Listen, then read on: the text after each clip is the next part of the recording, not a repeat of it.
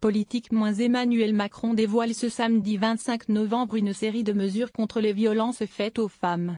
Interrogé mercredi par Mediapart, Édouard Philippe n'a pas souhaité dévoiler la teneur des annonces, très attendues, que le chef de l'État doit faire à l'occasion d'un discours présentant aujourd'hui un plan pour l'égalité femmes-hommes, grande cause nationale du quinquennat. Loin de minimiser la gravité de certains agissements, le Premier ministre a évoqué un phénomène qui, selon lui, ne manquera pas d'arriver. On ne peut pas oublier que dans cette libération de la parole, il arrivera mécaniquement que des accusations portées soient excessives par rapport aux faits dénoncés, a-t-il expliqué. Si Édouard Philippe s'est félicité de la libération de la parole des victimes, le chef du gouvernement, avocat de formation, a également rappelé un principe essentiel du droit français. Même dans ces affaires, la présomption d'innocence existe.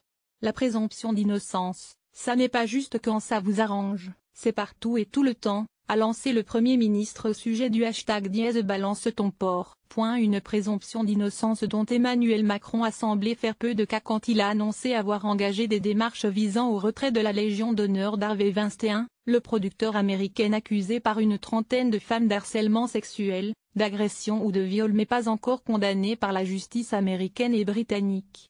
J'ai demandé au grand chancelier de l'ordre de procéder à une procédure disciplinaire, il prendra la décision, a déclaré Emmanuel Macron le 15 octobre sur TF1.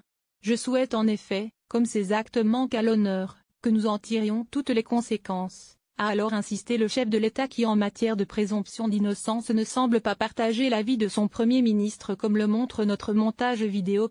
Lire aussi, interrogé sur #balance ton porc, Philippe condamne les violences et rappelle le principe de la présomption d'innocence. Retrouvez-nous sur notre page Facebook. À voir également sur le HuffPost. Envoyer une correction.